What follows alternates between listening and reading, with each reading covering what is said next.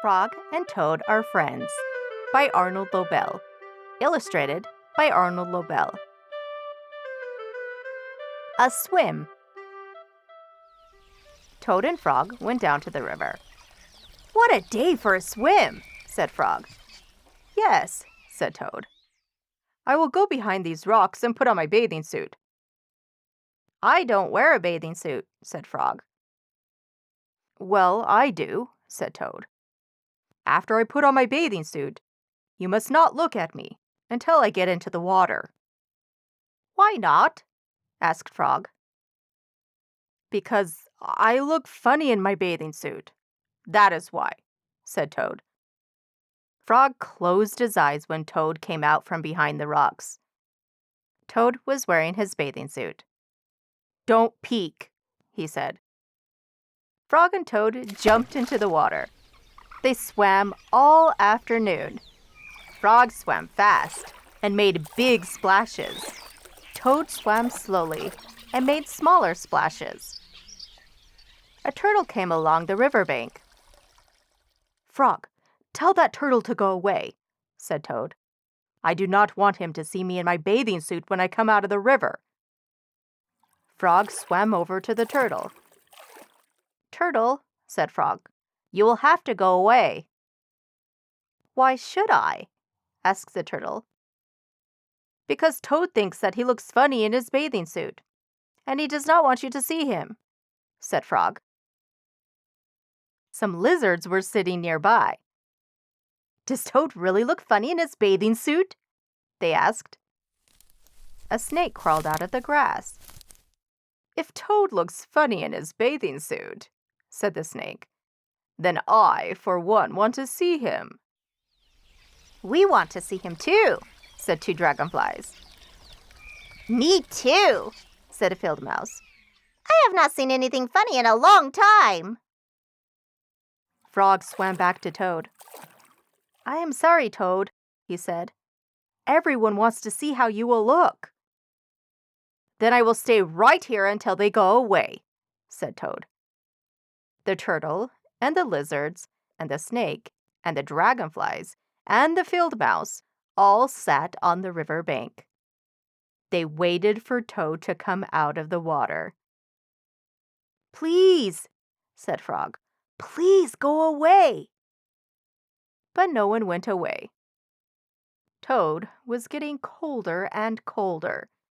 He was beginning to shiver and sneeze. "I will have to come out of the water," said Toad. "I am catching a cold." Toad climbed out of the river. The water dripped out of his bathing suit and down onto his feet. The turtle laughed. The lizards laughed. The snake laughed. The field mouse laughed. And Frog laughed. "What are you laughing at, Frog?" said Toad. "I am laughing at you, Toad," said Frog, "because you do look funny in your bathing suit." "Of course I do," said Toad. Then he picked up his clothes and went home.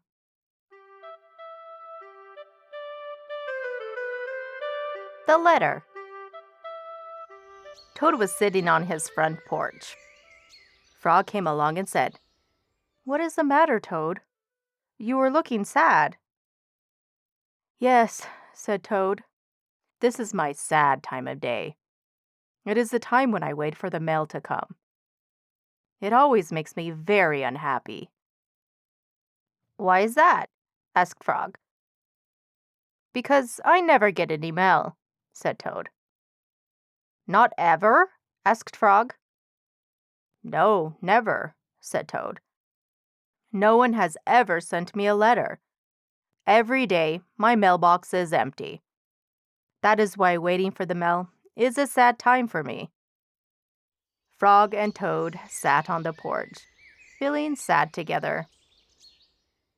Then Frog said, "I have to go home now, Toad. There is something that I must do." Frog hurried home. He found a pencil and a piece of paper. He wrote on the paper. He put the paper in an envelope. On the envelope, he wrote, A letter for Toad.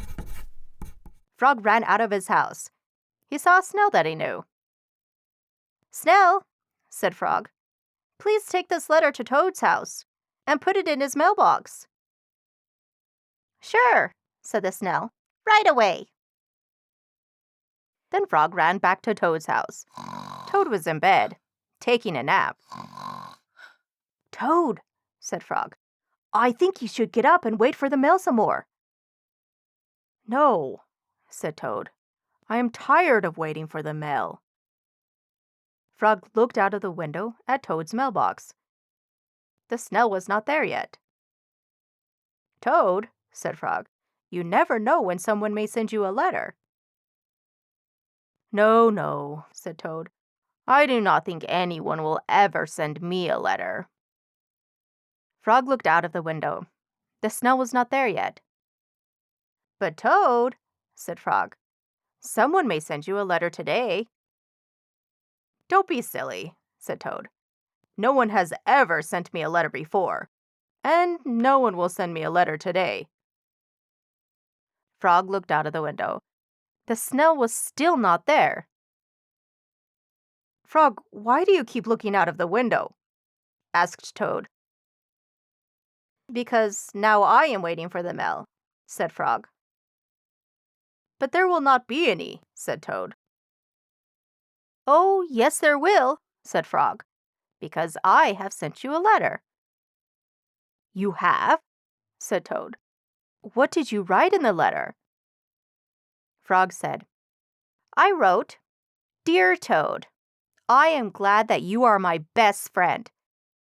Your best friend, Frog.'" "Oh," said Toad, "that makes a very good letter." Then Frog and Toad went out onto the front porch to wait for the mail. They sat there, feeling happy together. Frog and Toad waited a long time. 4 days later, the snail got to Toad's house and gave him the letter from Frog. Toad was very pleased to have it.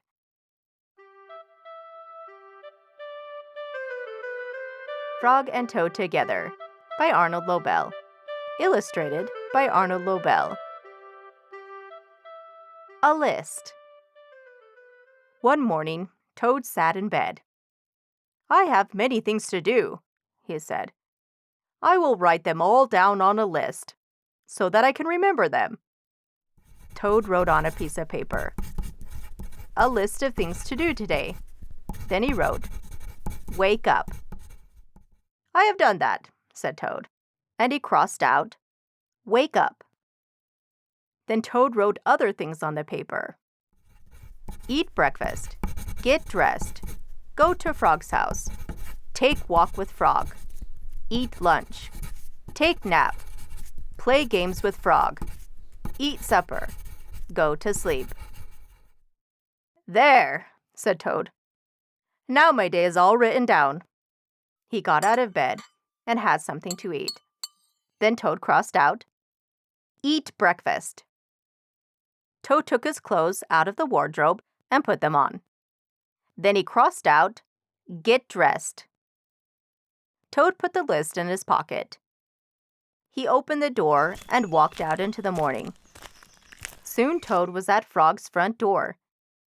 He took the list from his pocket and crossed out, "Go to Frog's house." Toad knocked at the door. "Hello," said Frog. "Look at my list of things to do," said Toad. "Oh," said Frog, "that is very nice." Toad said, "My list tells me that we will go for a walk." "All right," said Frog. "I am ready." Frog and Toad went on a long walk. Then Toad took the list from his pocket again. He crossed out, "Take walk with Frog." Just then, there was a strong wind. It blew the list out of Toad's hand. The list blew high up into the air. "Help!" cried Toad. "My list is blowing away! What will I do without my list?" "Hurry!" said Frog. "We will run and catch it." "No!" shouted Toad. "I cannot do that." "Why not?" asked Frog. "Because," wailed Toad, "running after my list is not one of the things that I wrote on my list of things to do." Frog ran after the list. He ran over the hills and swamps, but the list blew on and on. At last, Frog came back to Toad.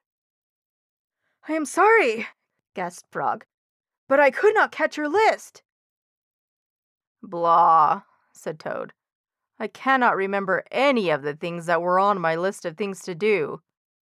"I will just have to sit here and do nothing," said Toad. Toad sat and did nothing. Frog sat with him. After a long time, Frog said, "Toad, it is getting dark. We should be going to sleep now." "Go to sleep!" shouted Toad. "That was the last thing on my list!" Toad wrote on the ground with a stick, "Go to sleep." Then he crossed out, "Go to sleep." "There," said Toad. "Now my day is all crossed out." "I am glad," said Frog. Then Frog and Toad went right to sleep.